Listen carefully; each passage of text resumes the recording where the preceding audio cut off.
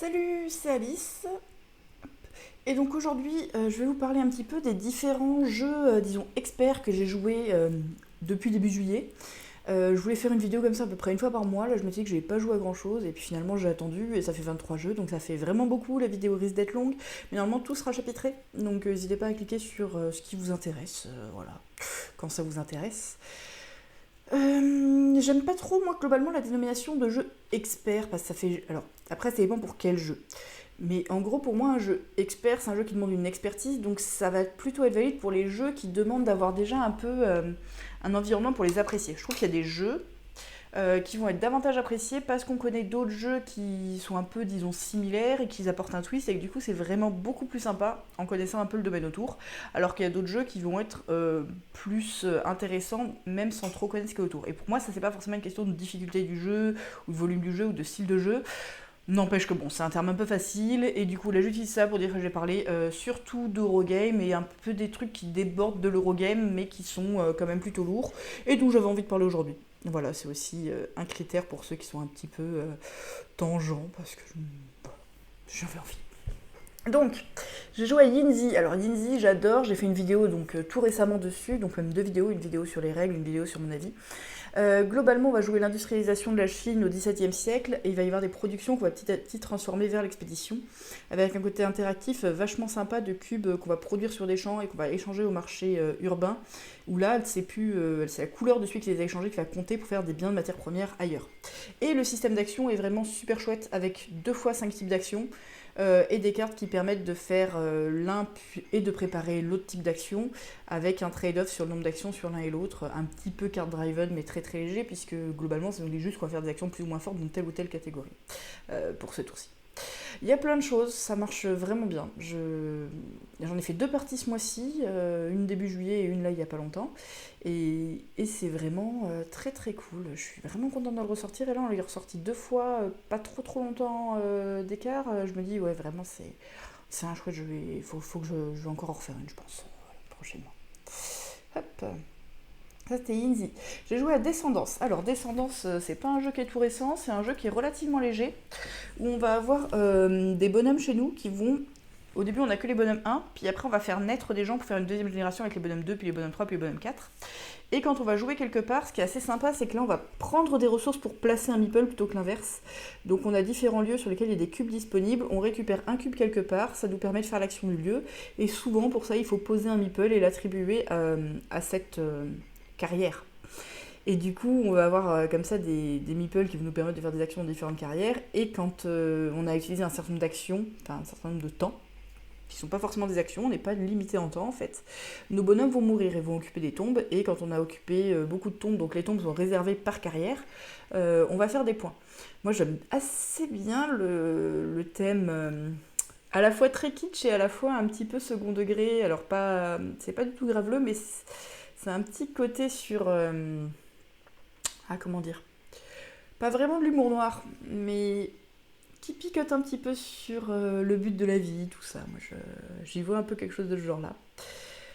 Et pareil, c'est assez interactif sur le choix des actions, sur qu'est-ce qui va se passer, sur les différents timings, qu'est-ce qui est urgent, et c'est vraiment pas mal. Là, du coup, j'ai testé les extensions, donc l'auberge et le port que je connaissais pas. L'auberge, moi, j'ai pas trouvé ça fou, d'ailleurs, j'ai assez peu joué avec. Alors, pas parce que c'était pas fort, mais c'était pas de mon côté du plateau et ça me saoulait un peu de lire les cartes. Voilà, très honnêtement. Le port, par contre, j'ai trouvé que c'était assez mignon, ça change un peu la dynamique du voyage. Enfin voilà, je pense que j'aime avec et sans extension, que je trouve pas les extensions indispensables. Mais ça fait vraiment du bien d'y revenir.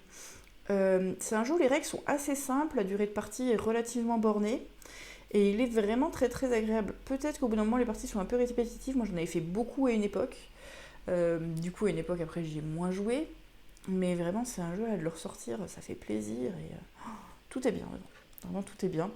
Ce principe des ressources, en fait, des cubes qu'on récupère quand on est sur une action, en fait, c'est de l'influence qui permettent soit d'avoir un raccourci sur d'autres actions, soit de pouvoir réaliser des actions. Des fois, c'est nécessaire, notamment sur le voyage, c'est cool. Hop. Ça, c'était Descendance. Hop. J'ai joué à Space Race. Est-ce que j'ai pris une photo? Non, j'ai pas la photo de Space Race. Hop, je vais la remettre.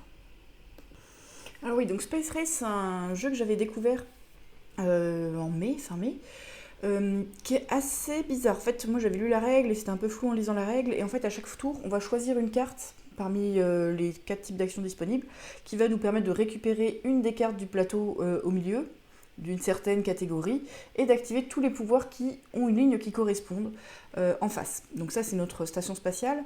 Ça nous permet de faire différentes choses, donc notamment de rajouter des cartes et de rajouter des bonhommes pour différents types de majorités, et de mettre des cartes dans notre laboratoire, donc les cartes qui sont basculées sur le côté.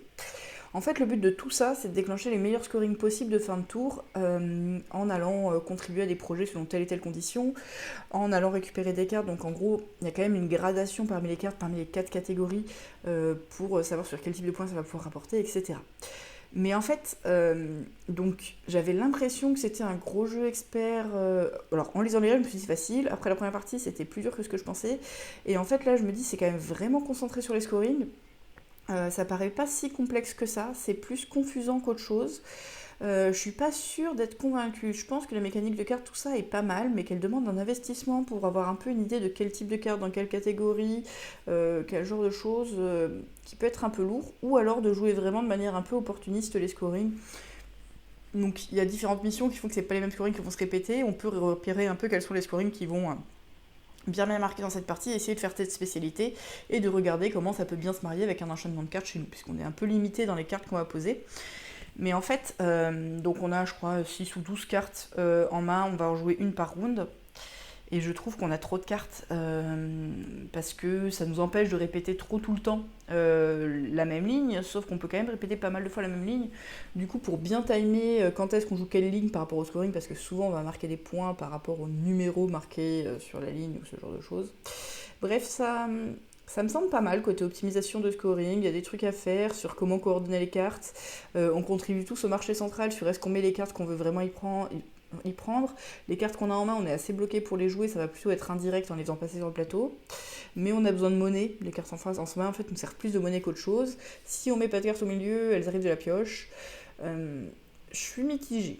On y a joué à 2, je pense que c'est pas la bonne config. Parce que du coup, sur le marché central, on a des collisions quand on tombe quand on choisit le même ordre. Alors du coup, ça arrive trop peu souvent à 2, je trouve, d'être un peu trop en compétition sur ces cartes. Bref, j'ai pas trouvé ça nul. J'ai pas trouvé ça inintéressant. Après, je pense qu'il demande un peu trop d'investissement pour ce qu'il apporte. Mais il faudrait que j'y... Alors, un peu trop d'investissement, mais une fois qu'on a compris le principe, c'est simple. C'est juste que...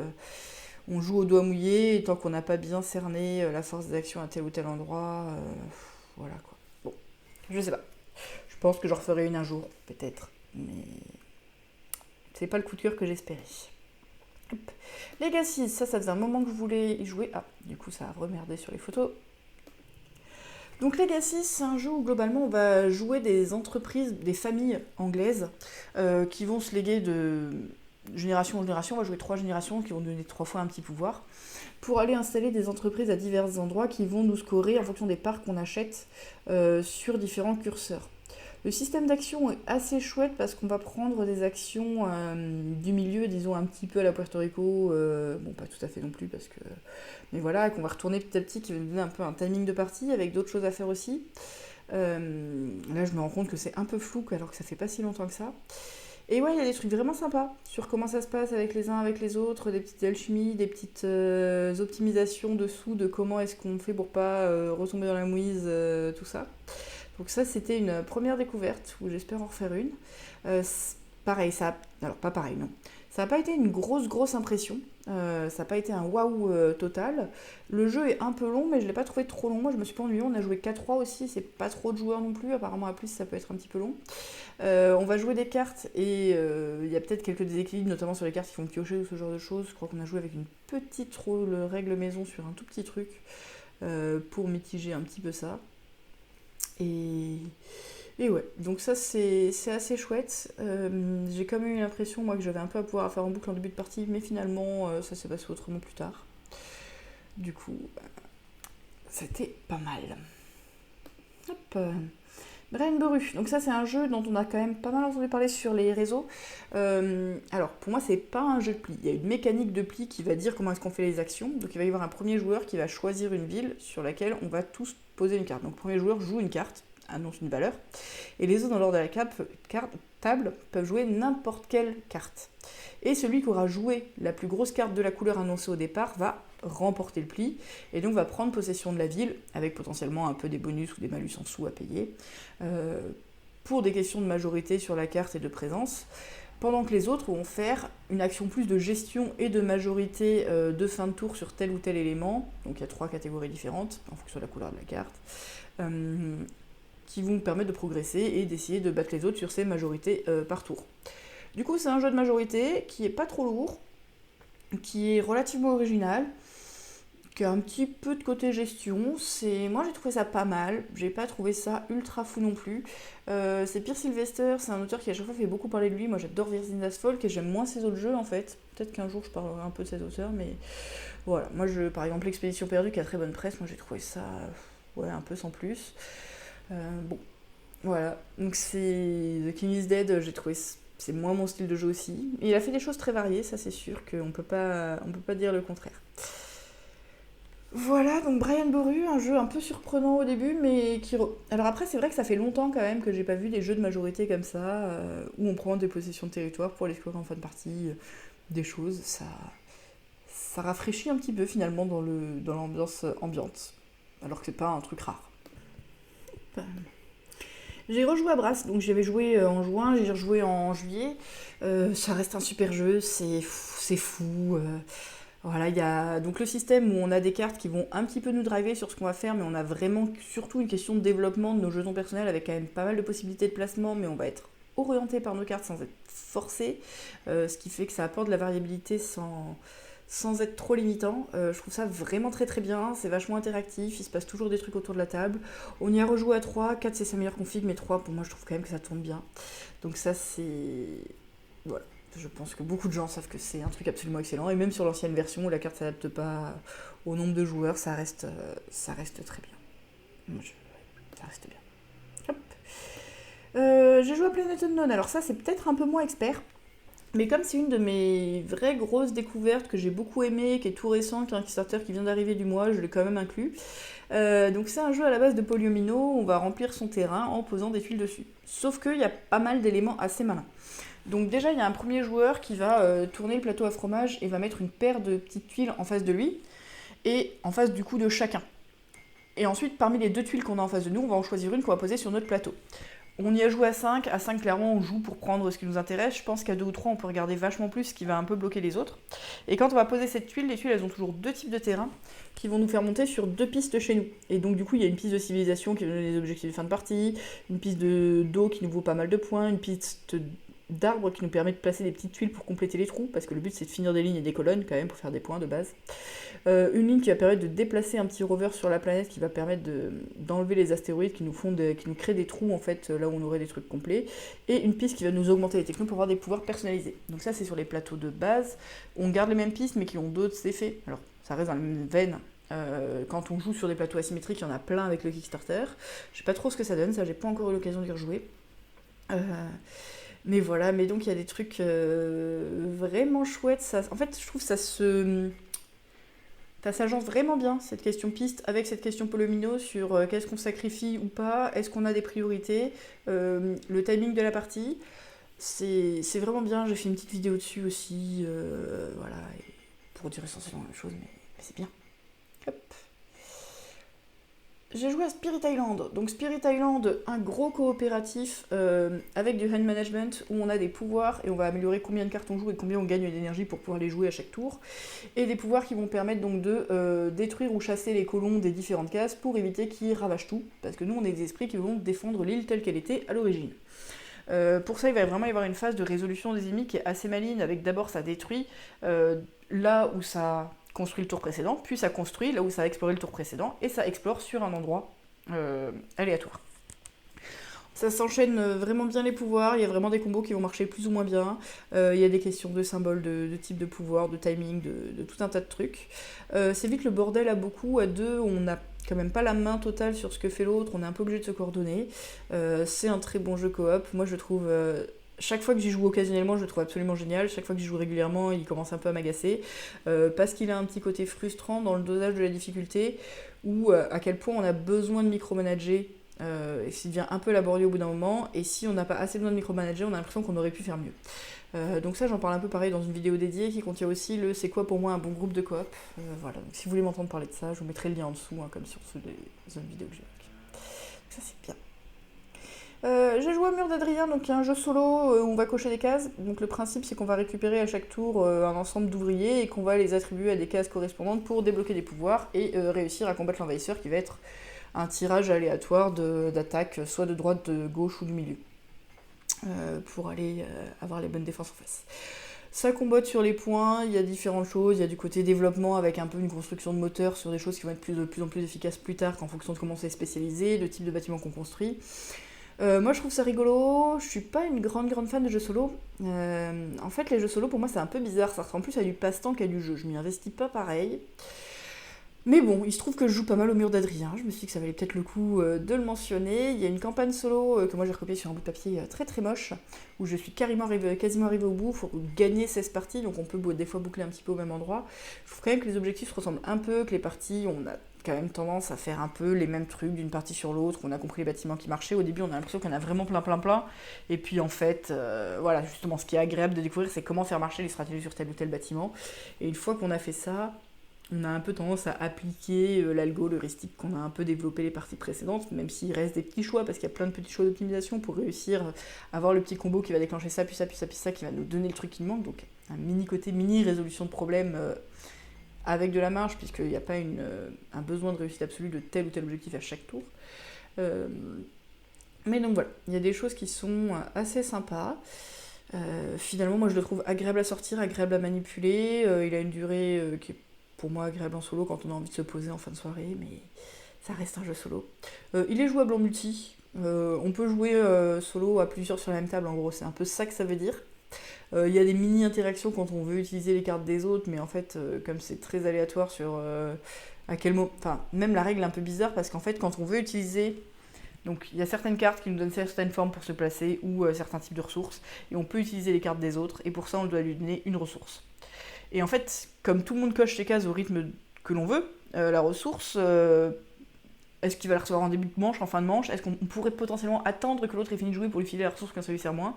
Donc côté règle, c'est un petit peu bizarre. Après, c'est pas un jeu à jouer dans ce tendance-là, hein. Clairement, c'est plus on fait notre casse-tête solo et ça va avoir un impact qu'on mesure pas chez l'autre. J'en ai fait 2 fois des parties à 2 pour le présenter essentiellement, et par contre, ça, du coup, c'est quand même plutôt cool, parce que pour le faire découvrir à d'autres, ça permet de le jouer ensemble. Voilà. Donc, le Mur d'Adrien. J'ai enfin eu l'occasion de rejouer à Cooper Island, un jeu que j'adore, que j'avais pas joué depuis des années. Donc c'est un jeu où on va voir chacun notre bout d'île qu'on va développer avec un côté un peu casse-tête de comment est-ce qu'on va placer les tuiles.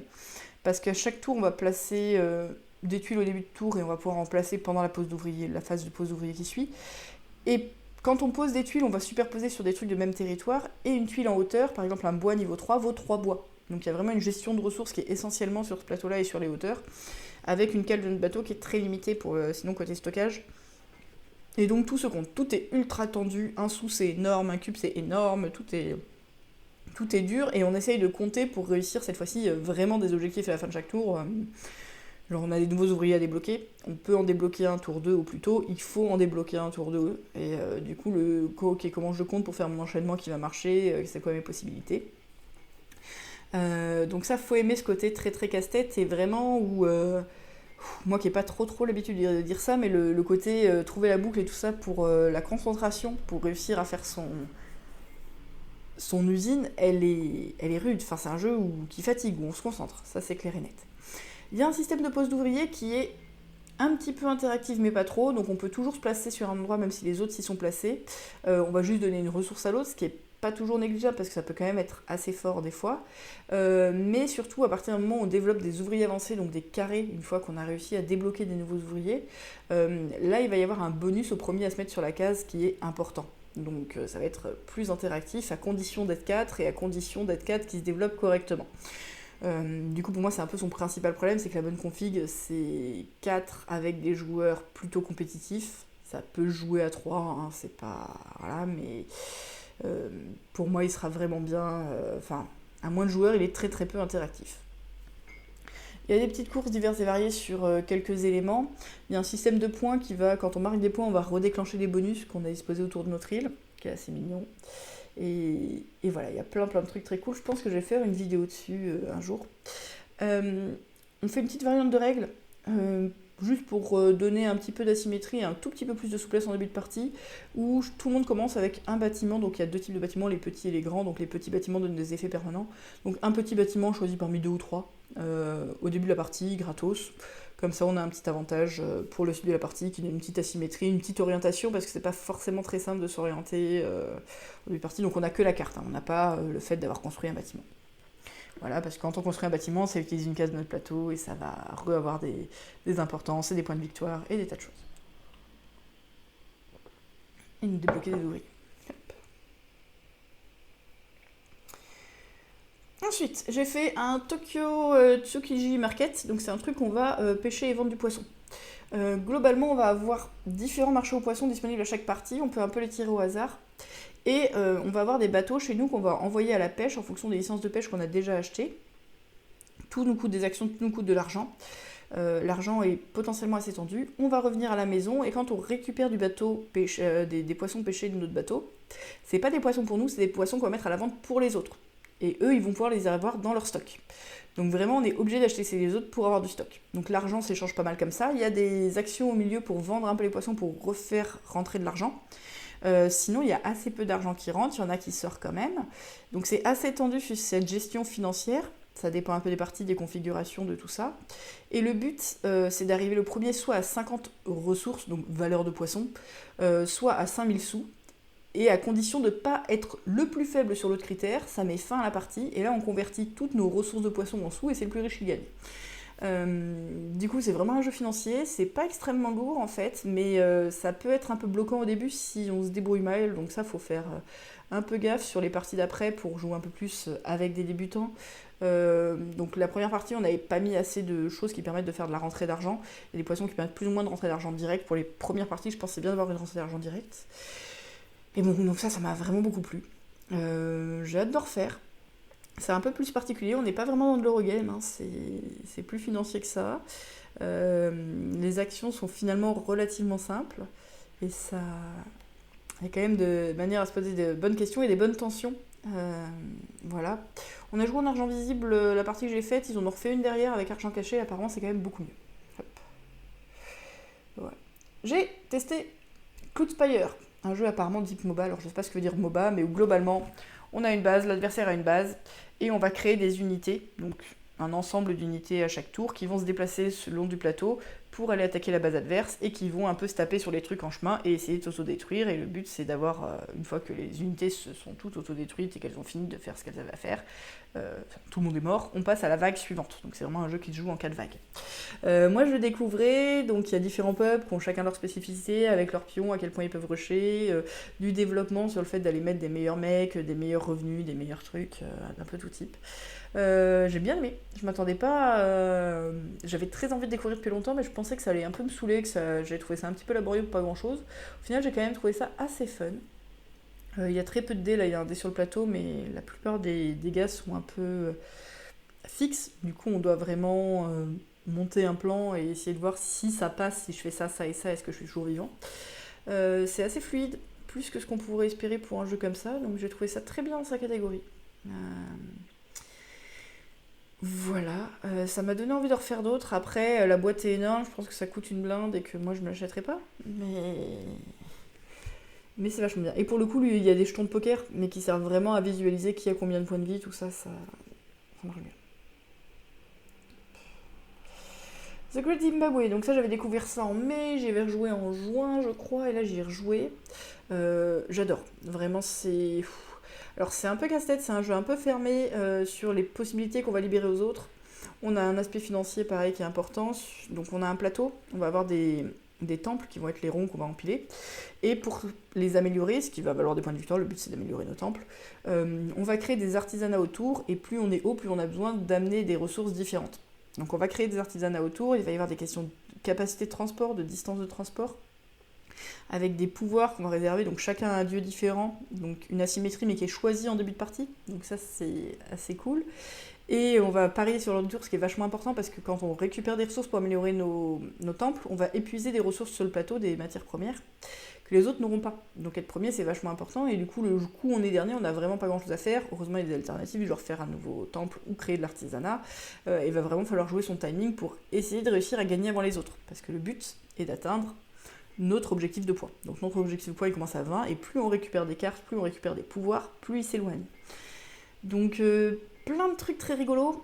C'est bien casse-tête sur le plateau à compter les cases, à savoir qu'est-ce qui va être possible ou pas. C'est un peu un jeu de blocage, alors pas vraiment façon échec, mais il y a un peu de cet aspect-là de visualisation sur le plateau de qu'est-ce qui est possible, quelles sont les possibilités libérées, comment est-ce que je peux faire le coup qui gagne et empêcher l'autre de le faire. Voilà. Et ça, c'est pas très long. Ça dure 1h30, et donc on a joué à 3 là. Donc ça dure en gros 1h30, et c'est vachement tendu tout du long. Les tours sont quand même assez longs parce qu'on passe vraiment beaucoup de temps à se prendre la tête, donc des fois le tour d'un joueur est relativement long. On peut prévoir quand même des choses à l'avance, des alternatives, des choses, et c'est tendu. Moi je suis ultra impliquée dans la partie tout du long, c'est vraiment très bien. C'est un vieux jeu, hein, c'est un vieux plotter. Dead Reckoning, donc ça j'en avais un petit peu parlé aussi déjà. Donc c'est un jeu de deck crafting, disons, enfin de carte crafting. On a un deck de taille fixe, mais on va rajouter des trucs dans les cartes. Ça a vraiment un aspect deck building, avec pas mal de contrôle, puisqu'on tire 4 cartes par tour, mais on a le droit d'en garder jusqu'à... Enfin, on peut en avoir jusqu'à 6 en main, donc on peut en garder un tour sur l'autre. On va explorer, il y a des ressources qui sont créées, mais pareil, les ressources, elles se stockent à divers endroits, sur notre bateau, sur le port, sur les îles qu'on possède, donc même sur les îles qu'on possède pas, mais dans ce qu'on pourra plus les retirer. Et plein de manières de s'améliorer. Donc en fait, un des trucs qui est vachement cool côté contrôle, c'est qu'on commence, je crois, avec 12 cartes, qui représentent 12 personnages, il y en a des doublons. Et ces personnages, entre chacun de nos tours, on peut en faire évoluer un niveau. Et c'est ça qui va nous donner les principales actions de développement du jeu. Du coup, c'est pas que les cartes qu'on récupère sur le plateau en fonction de comment elles sont tirées et tout ça, ça va nous donner des améliorations qui peuvent être sympas. Mais déjà, il y a un gros coup de développement qu'on va faire chez nous. Moi, c'était ma deuxième partie, je referai d'autres avec très grand plaisir. Les tours peuvent être un peu longs là aussi. Mais ça, c'est très chouette. Il y a un Kickstarter qui est en cours là pour la nouvelle extension. On peut racheter le jeu de base, je crois que c'est encore en cours. Moi j'hésite un peu, c'est 75€, je crois, le jeu de base plus l'extension suivante. Moi de base les caisses je peux pas trop, et j'ai envie de garder mes sous pour SN, mais ça me fait bien envie quand même. Après je sais pas avec qui j'ai joué, mais j'aime bien. Hop. Vicomte, donc Vicomte du Royaume de l'Ouest, c'est un de mes jeux préférés, j'en ai fait aussi une vidéo il y a quelques jours. Globalement, on a aussi un système un peu de deck building, avec pas mal de contrôle sur le deck building, ce que j'aime beaucoup, et un système de programmation donc sur 3 tours avec un système d'action glissante, donc on a des symboles qui contribuent à notre action, et on va comme ça programmer sur plusieurs tours. Il y a 3 grands axes dans le jeu de développement: faire des bâtiments, aller au château, faire des manuscrits, qui vont nous donner un peu divers types de bonus immédiats ou permanents et des points de victoire. Avec un déclenchement de fin de partie, où dans l'idée le déclenchement de fin de partie a un timing vachement intéressant. En pratique, je trouve que cet aspect-là est pas aussi tendu, aussi surveillé, avec autant de leviers que ce que j'aimerais, mais ça reste vachement bien. C'est un de mes jeux préférés, je pense. Après, j'ai une liste de jeux préférés assez longue, mais voilà. Donc ça, c'est vraiment très bien. Ça faisait un moment que j'avais pas joué parce que j'ai loupé les dernières occasions et que j'insistais un peu pour y rejouer, et je suis très contente d'y avoir joué. Et j'espère y rejouer encore beaucoup. Hop. Underwater Cities. Donc ça, c'est un jeu assez connu, hein, de sushi. On m'a dit que ça se prononce pas comme ça, mais je suis pas capable de prononcer les noms. Qui a plusieurs années, qui est un peu son jeu le plus connu. Moi j'aime bien, mais c'est pas non plus le jeu que je trouve ultra ouf. En fait, ce qu'on fait m'intéresse pas tellement. Ce qu'on se développe, ce qu'on va faire, le but de nos actions, je trouve pas ultra palpitant. Le système de jeu est très bien, la pose d'ouvrier marche bien, c'est tendu ce qu'il faut. Je me concentre un peu trop sur mes cartes et sur les couleurs de cartes, mais que je trouve pas extrêmement satisfaisant non plus en termes de système. Du coup, c'est pas mon préféré du préféré. Du coup, ça faisait un moment que j'y avais pas joué. Sans pour autant détester. Là, ça faisait longtemps, du coup j'avais envie d'y rejouer, j'ai pris grand plaisir à la partie. C'est pas un jeu auquel j'ai envie de jouer tous les mois en fait. Je sais qu'il y a plein de gens qui l'adorent, mais moi c'est pas mon préféré de l'auteur. J'ai fait une grande vidéo sur les différents jeux de l'auteur, un peu ce que j'en pense. Donc par exemple, j'aime beaucoup plus Shipyard ou Praga ou d'autres. Et il y a Woodcraft là qui sort à SN qui me fait bien envie. J'étais quand même très contente de ma partie, hein, ça fait vraiment plaisir. Il y a un truc assez marrant sur la gestion des ressources qui est très très tendu au début et qui ensuite, selon ce qu'on fait, va être tendu sur telle ou telle ressource de manière intéressante. Il y a des vraies courses sur le plateau sur lesquelles jouer.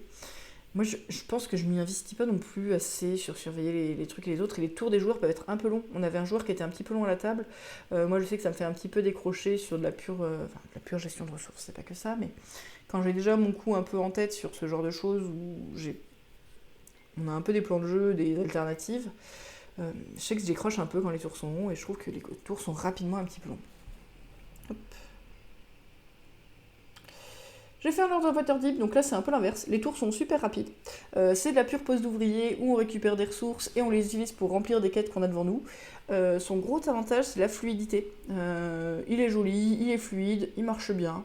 On prend plaisir à jouer. Je lui trouve rien de si exceptionnel que ça. Là j'ai joué avec l'extension, il y a quelques mois j'avais joué sans l'extension. Je trouve quand même que l'extension est plus sympa parce qu'il y a une petite tension, un peu un pari sur des pions de corruption qu'on va prendre dont la valeur de fin de partie va dépendre à quel point les gens en ont pris, sachant qu'il y a des manières d'en rendre. Du coup, ça c'est assez fun. On va construire des bâtiments pour des points, qui vont nous donner de nouvelles actions un peu à la Chaos. Et globalement, on essaye d'enchaîner nos quêtes pour faire un maximum de points avec plus ou moins de spécialités. Je suis pas sûre que ce soit d'une profondeur absolue, mais c'est extrêmement plaisant. Et je pense que ça peut réunir différents types de publics, et vraiment là tout le monde a pris plaisir à la partie.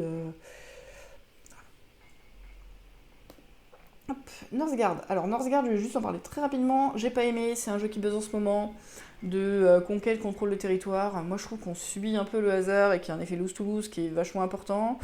Il y a un côté deck building, mais j'aime pas trop. Donc moi j'aime le deck building avec énormément de contrôle sur le flow des cartes, là c'est pas le cas.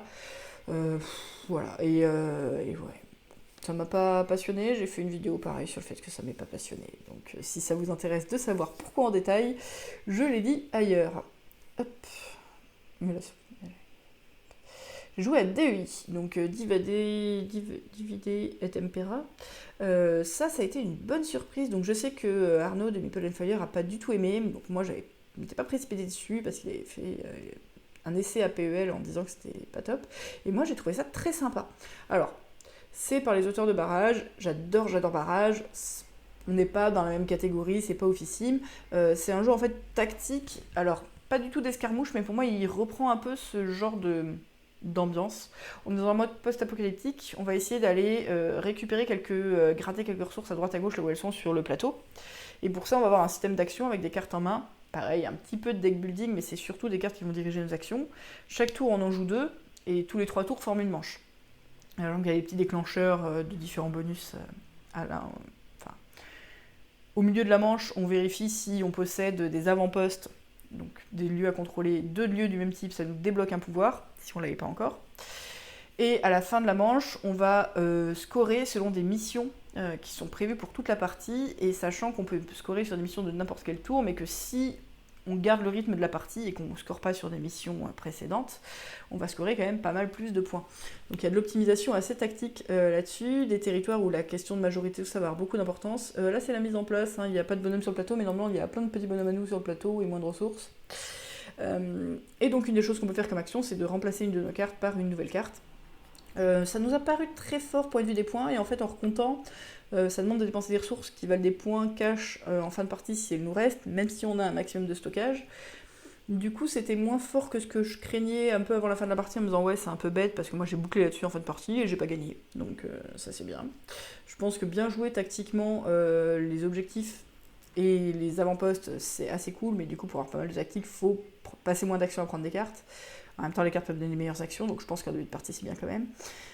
Bref, plein de trade-offs assez intéressants, des choses où on peut vraiment se piquer des éléments sous le nez, où le déplacement n'est pas toujours si facile que ça, parce qu'il y a des trucs à faire en hauteur, et des fois, on se déplace pas très vite sur la carte. Par moment, on peut faire des grands déplacements, mais souvent, on va être un peu bloqué sur plein de choses.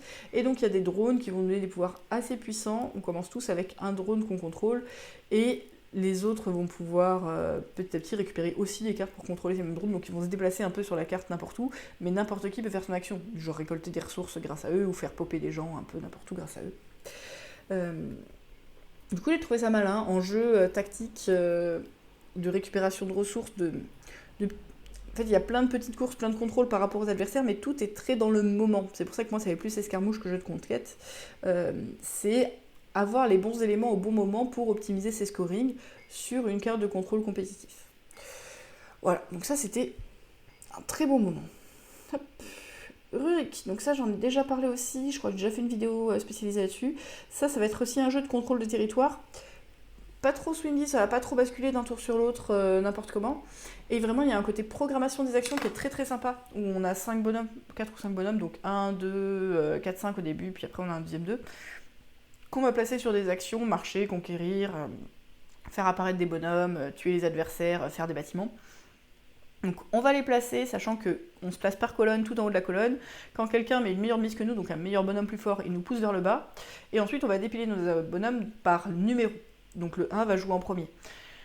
Du coup, il faut essayer de penser son chaînage d'actions en fonction de qu'est-ce qu'on a envie de faire pendant la programmation, sachant qu'on a un peu une incertitude sur où est-ce qu'on va se faire bousculer ou pas par les adversaires, qui est vachement maligne, qui marche très très bien. Et avec plein de trucs vraiment chouettes là-dessus. Je trouve vraiment très très bien. Les attaques sont violentes ce qu'il faut. En fait, on peut facilement reprendre des contrôles, mais on va pas virer quelqu'un totalement du plateau et qui va plus rien pouvoir faire du tout. Et les points sont assez rares. Il y a en gros 3 catégories. Contrôler des territoires, avoir construit des bâtiments adjacents et avoir des biens sur notre bateau. Donc, c'est pas tellement de catégories. En tout, on va faire une vingtaine de points au maximum, quoi. Donc, faut pas perdre de vue quels sont nos objectifs. Tout est compétitif. C'est bien. Très très bon jeu, très original pour le coup dans la manière de se dérouler dans tout ça. Et c'est pas de la grosse baston, il y a des pis-aller. Alors des fois on se fait un peu emmerder parce qu'on perd quasiment des actions, parce qu'on n'a plus l'opportunité de faire autant que ce qu'on voulait. Et c'est quand même bien rageant et on n'a pas nos décomptes de fin de tour. Mais l'agression est bien pensée au bon endroit, tout est tellement fluide. C'est bien. Très très bon jeu. Hop. Juste hier, j'ai joué à Feudum. Donc Feudum, c'est un gros jeu qui fait pas mal parler de lui comme étant un chef-d'œuvre auto-édité. Moi, j'ai bien aimé. Je trouve pas que ce soit au niveau du chef-d'œuvre. En fait, on a beaucoup d'actions possibles et on va en faire un certain nombre. Il y a un petit côté bac à sable, diront certains. Moi, je suis pas tout à fait d'accord avec cette vision-là.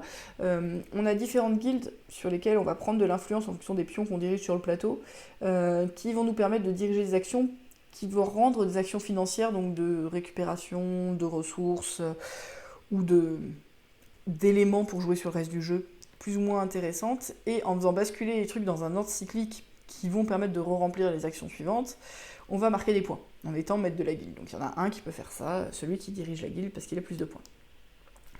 Il y a des ressources qui servent à différentes choses, donc on a une douzaine de cartes je crois, et chaque tour on en choisit 4 qui vont être 4 actions qu'on va jouer ce tour-ci, puis après on reprend toute sa main et on peut rechoisir 4 actions. Il va y avoir des questions de timing, de quand est-ce qu'on développe les villes présentes sur le plateau, qui vont faire finir des époques, qui vont déclencher des décomptes en fonction de nos présences, de nos majorités, de tout un tas de trucs. Il y a plein d'éléments intéressants. Je le trouve vraiment très très sympa. La partie est pas si longue que ça, on a joué un peu moins de 3 heures à 4 là sur la dernière. Les règles par contre sont très longues et très riches, il y a beaucoup de choses. Il y a 2-3 points qui sont toujours un petit peu confus, toujours comme il y en a beaucoup, c'est facile de se planter sur un élément ou deux, donc on a fait des corrections de règles en cours de partie, pour le moment ça a été un peu le cas à chaque fois, donc pas forcément sur des grosses erreurs, pas forcément sur des trucs qui avaient vraiment été des erreurs, mais au moment où une action se présente, on redemande la précision de la règle. Ça, voilà. Donc c'est dur d'avoir tout parfaitement en tête. Il y a un plaisir que j'ai sur ce jeu qui est assez certain sur comment on se balade, qu'est-ce qui va se passer, le matériel est vraiment très beau, en plus là avec la version de luxe, avec les bateaux en 3D, tout ça, c'est vraiment très très chouette, mais, alors je sais pas si c'est une version de luxe officielle ou si c'est des pions achetables, mais il y a un côté où c'est pas épuré du tout, ça c'est clair et net, et je trouve pas qu'il offre une expérience de jeu si ultra vachement différente que sur d'autres jeux. C'est vrai qu'il réunit un côté un petit peu euro avec un côté un petit peu contrôle, pouvoir faire basculer l'agression chez l'autre. Je trouve que les agressions sont pas toujours très bien mesurées, point de vue de qu'est-ce qui rapporte combien de points. Voilà, il y a des bascules qui peuvent se faire sur des éléments pas si maîtrisés que ça. Peut-être quand on connaît tout ultra parfaitement, c'est encore mieux. Mais voilà, je trouve que c'est un bon jeu. C'est un vrai bon jeu, ça fait vraiment plaisir d'y jouer. C'est pas un jeu banal, je dirais pas ça. Il a clairement ses originalités, il a plein de trucs qui sont chouettes sur comment est-ce qu'on se développe, comment est-ce qu'on va faire des points, comment est-ce qu'on va se placer pour les décomptes. Mais je comprends pas un peu la réputation qu'il a de jeu aussi hors norme que ça. Voilà, il a des règles conséquentes, il a un univers très présent, très chouette. Et voilà, moi c'est pas...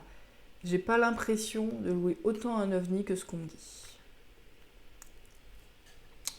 Sur le développement quand même sur les différentes guildes, ce qui est assez chouette, c'est que pour pouvoir être présent dans une guilde et donc potentiellement faire des points par rapport à ça, donc des points lors des décomptes et la possibilité de faire des points lorsqu'on manipule la guilde et la possibilité de faire des sous lorsque les gens utilisent la guilde, il faut avoir soit des fiefs de la catégorie, soit des gros pions, des personnages qu'on va déplacer sur le plateau de la catégorie.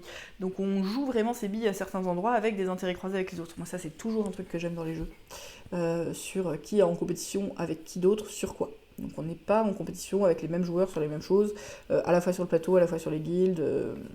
Voilà, on n'a pas tous les mêmes intérêts, assez rapidement. J'ai joué ce mois-ci à Power Struggle, un vieux jeu, où on est dans de la gestion d'entreprise. Donc on va créer différents départements de l'entreprise avec plein de petits employés, plein de petits services, des chefs de service, des chefs d'équipe. Et comme ça, on va tenter d'aller prendre des places au conseil d'administration et gérer de l'argent pour aller marquer des points sur 5 pistes différentes. Le but, c'est que parmi ces 5 pistes, on finisse à 4 points, je crois. Voilà. Et en plus de ça, on a une carte... Chacun se crée qui dit que par rapport à un autre adversaire, si je le bats sur telle et telle piste, j'ai un point de plus. Donc ça nous permet d'atteindre le 4 points plus facilement. La partie se déclenche quand quelqu'un a 4 points, on finit toute la manche et celui qui a le plus de points a gagné. Donc maximum 6. Y a plein de choses qui sont vachement mignonnes et notamment on va regarder qui est majoritaire en chef de service sur un département, il va être le chef du département. Celui qui est chef du département a une petite réglette d'avantage qui va lui donner un avantage assez conséquent sur une des options de jeu. Donc à son tour, on fait une action du genre recruter des employés, acheter des parts de l'entreprise, des choses de ce genre-là. Et il y a une option qui est à son tour d'aller corrompre quelqu'un d'autre. Donc l'argent est évidemment caché, on a une enveloppe secrète, on va donner une enveloppe à quelqu'un pour dire je corromps ton directeur de tel département pour aller te prendre la plaquette sur un côté amélioré. Il est mieux côté corrompu que côté pas corrompu. Ce qui encourage vraiment à se corrompre. Et en plus de ça, parmi les pistes de points, il y a une piste corruption qui est pour avoir proposé de corrompre quelqu'un et pour accepter un pot de vin. Donc on perd notre pouvoir, on l'offre à un autre, à quel moment c'est judicieux. Y a un côté un peu à la fois à la parlante et à la fois pas qui est assez cool. Et ces mises qui sont acceptées ou refusées en pot de vin, évidemment personne ne sait jamais combien on a proposé, pourquoi. Donc ça crée une ambiance, j'ai envie de dire un petit peu poker, même si c'est pas exactement ça autour de la table, où on sait pas vraiment ce que valent les choses, qu'ont misé les autres, est-ce que là il y a eu un échange de fou qui s'est fait ou pas. Et ce côté où il y a des informations qui ne seront jamais révélées et qui fait perdurer une ambiance de magouille en fait autour de la table, je la trouve très très réussie et c'est pas si courant ça dans le genre de jeu que j'aime bien parce qu'on est quand même dans un jeu de gestion, de développement qui marche vraiment très bien. En plus il y a un timing qui est choisi par un directeur de département, donc on va avoir minimum 7 tours et maximum 9 ou un truc dans le genre à chaque manche, et le directeur de la communication le sait, les autres ne le savent pas exactement quand est-ce qu'arrivera le jour de paye, quand est-ce qu'arriveront différents éléments comme ça. J'en avais un souvenir un petit peu laborieux et décousu avec des actions qui n'étaient pas si simples que ça à retenir de quand j'y avais joué il y a longtemps. Là on est joué avec tout le monde qui maîtrise autour de la table, c'est vraiment... Donc il y en a plein qui découvraient, mais c'est des joueurs très habitués. Du coup c'était vraiment beaucoup plus chouette et beaucoup plus fluide que dans mon souvenir. Les aides de jeu sont assez bien foutues, il y a 2-3 petits trucs à savoir en plus, mais ça va. Et c'est un jeu, oui, pour le coup, pour moi ça c'est pas un jeu... Pour moi, c'est un jeu expert dans le sens où s'il y a des débutants à la table, c'est un peu plus compliqué parce que comme il y a un côté un petit peu malhonnête, forcément dans les intérêts un peu croisés des uns et des autres et dans ce qu'on va pouvoir conseiller, ce qu'on va pouvoir annoncer sur comment est-ce qu'on corrompt, sur qu'est-ce qui va se passer, c'est dur de jouer à jeu ouvert, de guider les débutants, faut un peu chacun faire le requin dans son coin.